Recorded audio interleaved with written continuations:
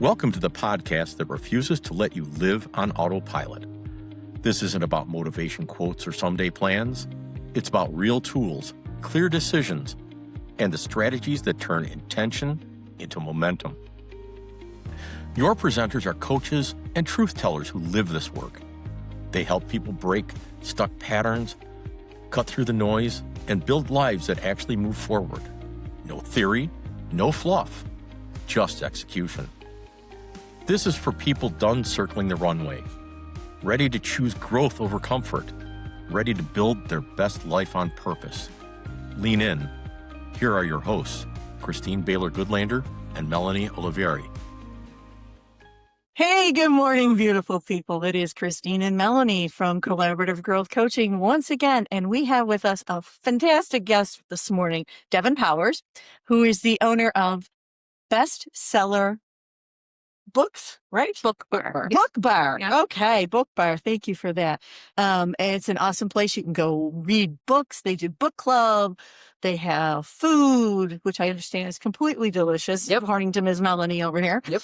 And you can have a little bit of wine and you can chill and relax. And like, who doesn't want a glass of wine and a good book, right? So, Devon, thank you so much for being with us this Absolutely. morning. Thank you for having me. So, do us a favor. Take us back to that very first whisper, what your dream was, because you're a nurse practitioner as well. Yes. So, what kind of made you do the leap? Well, the first time I thought about this was actually more than 10 years ago. Mhm. I was sitting in a local coffee shop and I like to read. I like to grab coffee, maybe have a snack, read, kind of be amongst people, but also be by myself and just kind of, read a Right. book or people watch, things like that. But there was a whisper of this idea when I was like, oh, it would be really nice to have a space similar to this, but was more comfortable, a little bit larger, placed where you could either gather with a couple people or be by yourself with a book, and then also have a glass of wine, maybe a beer, or, a coffee or a latte. So I first thought about it 10 years ago and I looked it up and it was popular in the major cities. And I was like, oh, that would just be so cool to have in Buffalo. I wish somebody else would do it. And then 10 years came through and nothing happened. It actually, more recently, about 2 years ago, was like, hey, I really think I could do this. Where it came from, as I think where many stories come from, is burnout. So I was a nurse practitioner at one of our local hospitals. I had been doing that for 10 years at that point, and was thinking, I'm in my mid-30s. Is this just what I have to do for the next 30 years after COVID and with a stressful job? Is this all we've got until retirement? And I was very set on, there's something else I can do. I feel like I can make both things work. So again, it was just, the idea. I really think it would work in Buffalo. Called up my dad, who was on the brink of retirement, and said, hey, would you want to do this with me? And he was like, yeah. And that weekend I wrote up a business plan and had all my efforts kind of focused really on making that happen. And that was kind of the start to our journey in BestCellar Book Bar. That sounds great. It was obviously the whole burnout that brought you to that. Yes. There's got to be more, right? Well, as far as what brought me to that decision, yes, I think a lot of it was, burnout and at that point in time, working in general surgery, you're seeing a lot of death, a lot of emergencies. And after 8 years of doing that specific job in a hospital setting where people are going to be sick, that really kind of took a toll on me as a nurse practitioner. And I very much had to take a couple months off due to anxiety. And I'm very much pro mental health. I didn't recognize myself as a person in that time. It had just weighed on me so heavily, just wanting to be there for everybody, but not being able to be there for everybody. Yeah. Wanting to do my best to help people, to make them better. And that's just not always the case. You get glimmers of these, cases where people are getting better. And then, the other times it's, you see them leave from the hospital, but you don't know what happens. You don't know if they get better, how they're doing. And so that very much weighed on me. And it was through my anxiety and needing to take a step back that I realized that there's something else out there for me. At the time I was, talking with a therapist to kind of manage these feelings. And I always thought that I had to be there. They can't be without me. I've got to keep doing my job. This is my calling. And it was through kind of that exploration that I realized they're okay without me. Like, I need to worry about me and I need to do what I want to do. And that was like the first step into I'm going to do this. And really it was a very rash decision of I'm going to do this and I'm not looking back. And if I'm going to do it, I'm going to do it big. And once it became real was us getting the spot where our store is. And you've got a great spot. Yes. And we wanted to we wanted to make sure we had enough space. And once we kind of were like, okay, this is it, then everything kind of moves from there because you have to make all these decisions really quickly. Yeah, you do. I mean, you're talking about, oh, they need me. You're talking to two old nurses. Wait, watch the old. Yeah, right. But experienced nurses. You feel like that. And administration's very happy to make you feel that way because then they've got you hooked. And you're just like, wait a minute, I need to think me, my family, what am I doing? How am I taking care of myself? And, in that type of setting, there is no, we always say you can't pour from an empty cup, right? But in that setting, there is none of that. They're like, oh, your cup is close to empty. Well, you know what? We still need you for a double shift tomorrow. And we still, so it becomes this pull on you. Right. Oh, absolutely. I've been doing some sort of healthcare since I was 18. My mom is a nurse. We work together actually. And she just retired too. So, that's what I knew. And I was a nurse and grew up into a nurse practitioner around the same people. And I had very much a ton of support. I was very good at my job, but you just realize that maybe these things aren't as fulfilling as you need them to be. And you're right. It takes a toll on you. And every day it's really hard to fill that cup up when everybody's like taking a little piece from you. Absolutely. And you want to push through and you want to do your best. And it's just not always the case sometimes, or at some time get to a point where you just can't give anymore. Yeah.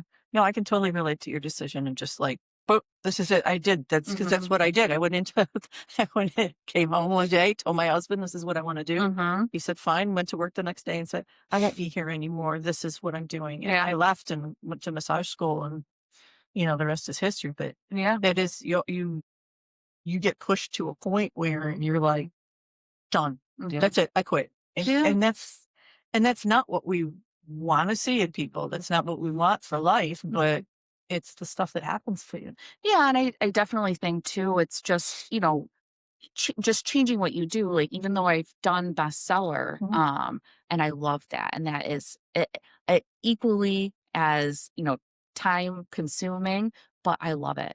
And I'm still able to work as a nurse practitioner, and I still am able to help people in a different manner that, I feel like I'm at least still teaching. I'm still helping somebody kind of get over a step in their life, but it also is more on an elective basis and, talking about decisions that, not are always life changing. And because sometimes it's just changing that up. Some people can do it for years and that's awesome. And other people just have to change it up a little, maybe go back to it eventually, but Yeah, that's fair. No, but it's fair. It is fair. It's fair to have something like that, So what else do you bring in from your nurse practitioner to the bookstore and to be hanging behind the bar and talking?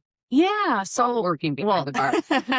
Well, there is times of hanging behind the bar. But that is the nice thing. When you're a nurse practitioner, you get to know your patients. I mean, you do get to know them as people, especially when it's, the hospitalizations are long. So you do understand how to talk to people and get to where they're at and be able to have, common communication with their families and everything. And that's the aspect of nurse practitioning that I love is knowing the person, taking care of the person. And that translates very well into bestseller because I'm still talking a ton and getting to know my customers. I'm not having to memorize their medications and their past medical histories, but they walk in the bar and I'll be like, hey, do you want, in their regular order? And it makes people feel at home when they come in, which is really nice. We have people that'll come, occasionally or a couple times a week, but I have a really good memory. So I am always, introducing them, talking, hey, how are you doing? How is this going on in your life? And it brings it back to a very similar commonality of what nursing and nurse practitioning is. It's just different. And it's more about, happier things because they're in a setting that they also love, that I love, and that makes it really amazing. It gives you a connection right there. Right, exactly. Well, it's that beautiful sense of community, Right. Yes. which is something that we really all need right now. Oh, absolutely. Yeah. And that's why I wanted to make bestsellers. Yes, it's a bookstore and a bar, and that's the unique space to Buffalo, but I did want it to make it a community space, somewhere where people can feel wanted and safe to come in. They can hang out by themselves, they can be with friends, but it's a space, it's a third space away from work, away from home, to just kind of relax and let somebody else take care of you. But also know that even if they're by themselves, they could talk to me and, we- and, they feel like they've, you know, have a sense of community and somewhere to go that they want to be at. Well, and you're also bringing in things like book clubs and classes. Yes. So Yep. you're bringing in, like, you're giving a place to people in the community, Yep. not only to go, but to bring their group. Yes. Yeah. And that's what is, so I think unique to even the bookstore bar aspect. I've gone to a couple places, more downstate, and they have very, very awesome working systems, but they're a little smaller. So they are a bookstore, they're a bar, but they're more based in the coffee aspect, where I wanted space. And I always had this envision of a semi-private room where people could be and they could have their book club, or they could have like maybe a small party. People have even had game nights back there, even more recently. And I think that's what's unique to what we've got is space for people to actually come and express their ideas, which you don't always find in these, just other spaces. Right. No, absolutely. I Right. think that's great. That's great. Tell us about a customer experience or an encounter that you had that really affirmed that you were really on the right track. Well, I've got a couple. One is, I have somebody who comes in weekly and she, gives me nice old vintage books and she tells me about them and we kind of talk about each other's lives. So it's just a relationship that's kind of blossomed over the year, of somebody who's obviously, a different age than me, but we have a similar commonality in just like vintage books, vintage things, but then also are very common as people. So I've gotten to know her family and they come in, they come in and thank me for, just like having her stuff in the store that people can buy. And I really treasure that. She's an awesome person and has really also done stuff within the community, but has also helped me in my business grow, and in ways that I didn't even know would be something, I never thought of having vintage books in the store, or just, cool books to take a look at that are from, the early 1900s, early 1800s. And she'll tell me about how to look and see if they're first editions and things like that. So that relationship is amazing and very much one that are similar to that I had in healthcare, but it's just taking that healthcare and that sickness aspect out of it and translating it into something different. And then just, I think it's seeing everybody's face walking to the store because people that are new, they always walk in. It's really nice in here. Yeah. Like I get affirmation from them by saying like, this is amazing. I love what you're doing. This space is so cozy and inviting, and I feel like I can just be here all the time. And it's really through that I know like I'm on the right track. Just got to keep going, keep pushing, and we're here hopefully for a long time for everybody that needs us. That's awesome. That's fantastic. So as you were going through this process, Mhm. there had to be probably a few times, but is there one particular time where you were kind of like, oh God, what did I do? Yeah. Or what am I trying to do? Yeah. Well, You know, and how did I work through Yeah. that? Yeah. excuse me. I think very early on when I was kind of going through, processing what am I going to do in the future and kind of making that decision and getting that space. Mhm. It was kind of in, having to sign a lease. Yeah. Yeah. Like, oh, there's a somebody else. lease space and Yeah. and it's going to be Like, for yeah. a certain amount of time, and you're like, oh my gosh, like can I do this? This is a lot to kind of write on a hope and a dream and a thought, and you have these instances of don't do it. And I know. these thoughts that kind of peek up in your head. But if you are true to your idea and you put everything you have into that idea, I think you just kind of waft that, little thought aside. And I was just like, nope, I'm going to do it. We're going to be good. We're going to be fine. And put pen to paper. Yep. So that was one of the first like clenches where I'm like, oh my gosh, what am I doing? And once you get past that, you're like, all right, now we're in it. And every decision from there, I'd have to say the process for me at least has been trying, but I find that there has been a lot of support and people understanding what I want to do. And I'm surprised by how many people throughout the process were actually very helpful and willing to help me pursue my dream. Mhm. Where I think the only other things that have been like, oh my gosh, what am I doing is just having stuff happen in the building. Like Mhm. the very first week we opened, we had a car drive through the back. Oh, you guys went back to the front of the other. No, they're off. Yes, I know they're off. Nobody was in the room. Oh Yes, my thank God. gosh. It was my I treatment room know. up front, and the car went right through it, and I was like, oh my God. Yeah, Yeah. it's a scary thing. That is like and we had an empty space. So we put all this time and effort into getting construction and everything done. Yep. You're waiting. Finally, you're ready to open a weekend. Yeah, there were some residential areas, and I think it was just one of those like pedal switch ups. Yep. And I got a call from the landlord, and he's like, you're not going to believe this. And I thought it was something else. Like something else, a fire or something. And the fact that the car came through the back, I was like, how, you've got to be kidding me. Like how a week after opening this is now, but everybody was very supportive. We got that, and there's other things that happen throughout the course of owning a lease, but that was like, you just have to sit and kind of chuckle. Nobody was injured. Nobody was hurt. Everybody was fine.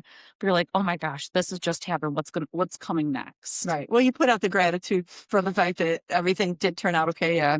I'm always like, okay, property damage. The poor woman who did it was just beside herself. I'm like, look it.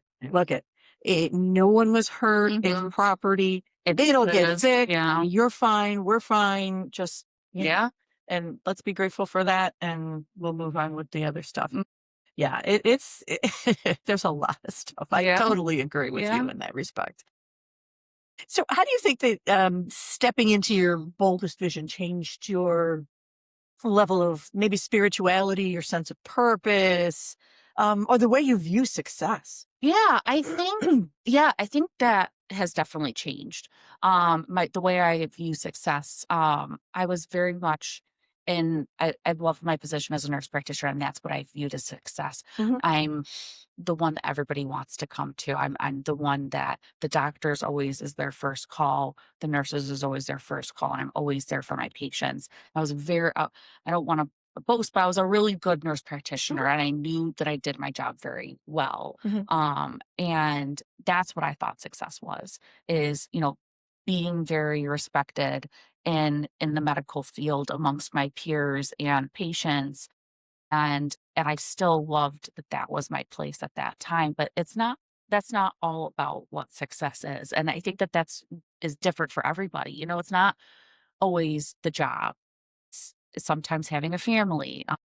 It's different success for me. I When I shifted, I just wanted to be somebody that like did something for the community. And I think that that's what my success is now, is having something that people want to come to or people travel to. And just knowing that I'm there every day and seeing how people love it and it's something that they want to come to, that and making people happy is what I think success is. Cause there's really sometimes there's hard things to be happy for currently. Having that one kind of light that that you can go to and you can have a good experience, I think that's successful. And I look back at that time and say, as a nurse practitioner in the hospital, just being like, I was successful at that. I'm a chapter to rest and kind of change my perspective and always kind of reinvent myself. I think that that's what I personally want to do is how can I continuously change to help people, and that might like look different at different times.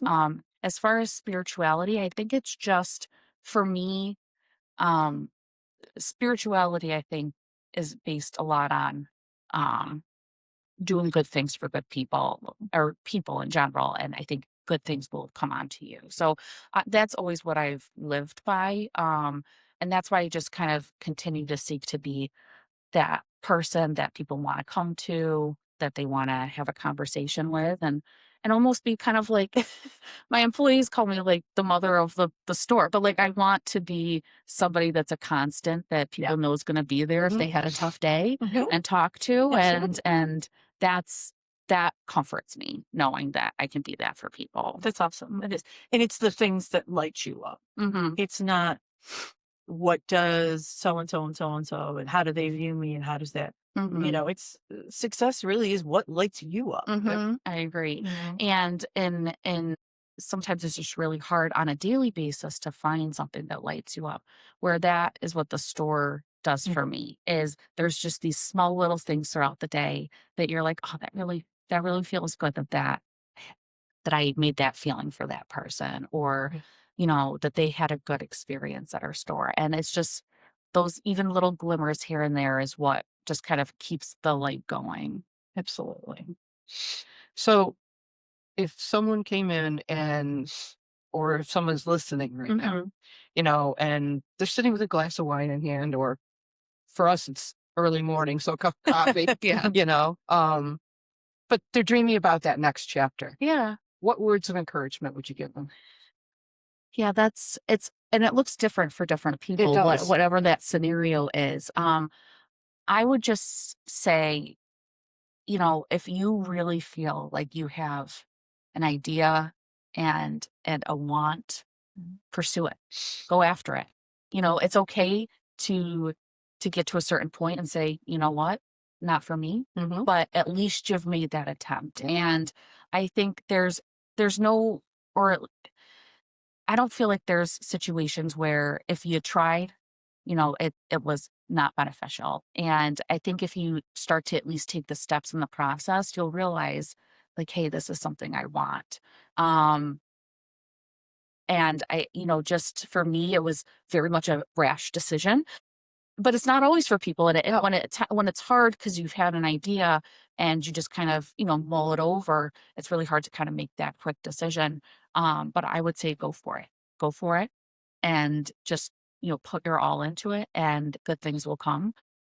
I definitely changed from having a 40-hour work week to an 80-hour work week. I am 20 hours at the clinic and then 60 hours at the store. But I personally love it. And that's, but I have things that I don't have, certain things at home. I don't have kids and I've made a decision in my life where it's okay. Yeah. And this is my baby. Yeah. And this is why I put my all into that. And there will be a certain time where maybe I start to step back, but I don't want to. I want to be there. Yeah. So, and that's what makes me happy. That's great. That's wonderful, Devon. It becomes this thing where the world is so hungry for heart-centered people and, people who are willing to put themselves out there to be a light, to be a beacon for, for everybody else to come and say, come on in, be welcome, be warm, be you. Be you. Yeah. Right. So it's a beautiful thing. Thank you. We thank you so much for sharing your amazing journey with us. Yeah. If you or someone you know got something out of this morning, or you want to share this with someone, grab them. If you're in the area, grab them, go on over to the bookstore, have a glass of wine, read a book, meet Devon. She's adorable and amazing. and very, and we can attest, very, very heart-centered individual. So please do share with everybody. Like, subscribe. Remember, you can follow us on social media. If you want to hear us talk about something that will light you up, reach out. Let us know what that is, and we're happy to do it with you. So until the next time we see you, keep dwelling in those limitless possibilities, and we will see you soon. We will. And don't forget, at the end of the podcast will be Devon's information, so you can go find her easily. Thank you. Thanks, everybody. Bye for now. Bye.